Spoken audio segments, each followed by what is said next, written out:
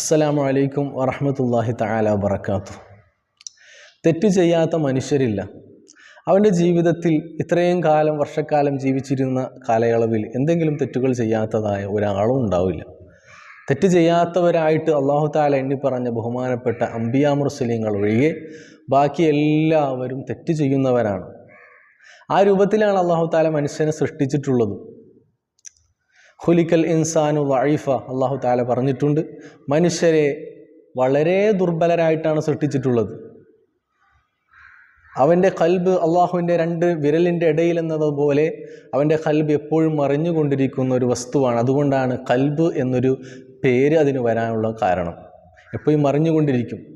നമ്മളിപ്പോൾ ചിന്തിക്കുന്ന കാര്യമല്ല, തൊട്ടടുത്ത അടുത്ത സെക്കൻഡിൽ നമ്മൾ ചിന്തിക്കുന്നത്. ആ രൂപത്തിൽ നമ്മുടെ ചിന്തകൾ ഇങ്ങനെ മാറി മാറിപ്പോകും. ആ രൂപത്തിലാണ് അല്ലാഹു തആല ഖൽബിനെ പടച്ചത്. അപ്പോൾ എത്ര തെറ്റ് ചെയ്യണ്ട എന്ന് വിചാരിച്ചാലും നമ്മുടെ ശരീരത്തിലുള്ള ഇബ്ലീസ് ലഅനത്തുല്ലാഹി അലൈഹി അങ്ങനെ ഓരോ തോന്നലുകൾ തോന്നിപ്പിച്ച് മനുഷ്യരെ കൊണ്ട് തെറ്റ് ചെയ്യിപ്പിക്കും. ആ തെറ്റ് ചെയ്യുന്നതല്ല അള്ളാഹുവിൻ്റെ പ്രശ്നം. തെറ്റ് ചെയ്ത് കഴിഞ്ഞാൽ അതിനെ ഉടനടി തൗബ ചെയ്യുക.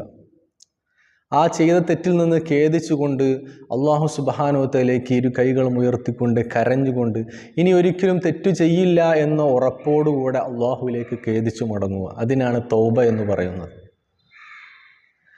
ആ തൗബ ചെയ്തു കഴിഞ്ഞാൽ അള്ളാഹു തആല നമ്മുടെ തെറ്റുകൾ പുറത്തു തരും. തൗബ സ്വീകരിക്കുകയാണെങ്കിൽ അള്ളാഹു തആല പൊരുത്തപ്പെട്ടു തരുന്നതാണ്.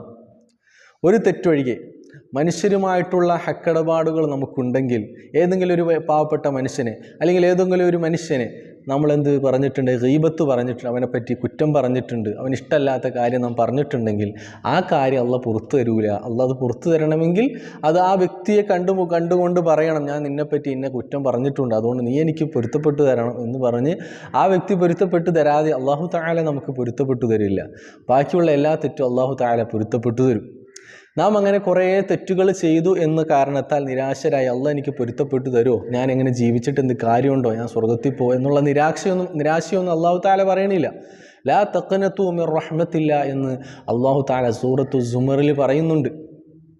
എന്താണ്? നിങ്ങൾ അള്ളാഹുവിൻ്റെ കാരുണ്യത്തെ തൊട്ട് നിരാശരാകരുത്. അള്ളാഹുവിൻ്റെ കാരുണ്യം വളരെ വിശാലമാണ്. അവൻ്റെ കാരുണ്യം അവൻ്റെ കോപത്തെ അതിജയിച്ചിരിക്കുന്നു. അള്ളാഹു തആല എപ്പോഴും രാവിലും പകലിലും എല്ലാം അള്ളാഹു അവൻ്റെ അടിയാറുകൾ ചെയ്ത തെറ്റുകൾ പൊറുക്കാനായി അവൻ തയ്യാറായിട്ടിരിക്കുകയാണ്. അതുകൊണ്ട് ആ വിഷയത്തിൽ നാം ടെൻഷൻ അടിക്കേണ്ട. അള്ളാഹു തആല നമ്മുടെ എല്ലാ പാപങ്ങളും പൊരുത്തപ്പെട്ടു തരും. പക്ഷേ ഓവർ കോൺഫിഡൻസ് പാടില്ല. എത്ര തെറ്റ് ചെയ്താലും അള്ളാഹ് പൊരുത്തപ്പെട്ടു തരും എന്നുള്ള വിശ്വാസമുള്ളതോടുകൂടെ തന്നെ തെറ്റുകൾ ചെയ്തുകൊണ്ട് തന്നെ അള്ളാഹ് എനിക്ക് പൊരുത്തപ്പെട്ടു തരും എന്ന് പറയുന്ന ആ ചിന്ത അത് ഇബ്ലീസിൻ്റെ ഭാഗത്തു നിന്നുള്ളതാണ്. അത് നമ്മൾ സൂക്ഷിക്കണം. അള്ളാഹു തആല നമ്മളെ കാക്കുമാറാകട്ടെ. അപ്പോൾ അങ്ങനെ അള്ളാഹു നമ്മൾ ചെയ്തു പോയ തെറ്റുകളുടെ മേലിൽ ശിക്ഷിക്കുമെന്നുള്ളൊരു പേടി നമ്മുടെ മനസ്സിൽ വേണം. അതിൻ്റെ പേരിൽ നാം തൗബ ചെയ്യണം, ഖേദം വേണം എന്ന് പറഞ്ഞ് അതൊരു ടെൻഷനായി ഹമ്മായിട്ട് ആ ഒരു കോൺഫിഡൻസ് നഷ്ടപ്പെടുന്ന രൂപത്തിൽ നമ്മളെല്ലാം സമൂഹത്തിൽ നിന്ന് ഒറ്റപ്പെട്ടു പോകുന്ന അവസ്ഥ ഉണ്ടാകരുത്. അത് ആരും നമ്മെ പഠിപ്പിച്ചിട്ടില്ല. അള്ളാഹു തആല നമ്മുടെ എല്ലാ പാപങ്ങളും വിട്ടുപുറത്തു മാപ്പാക്കി തരുമാറാകട്ടെ.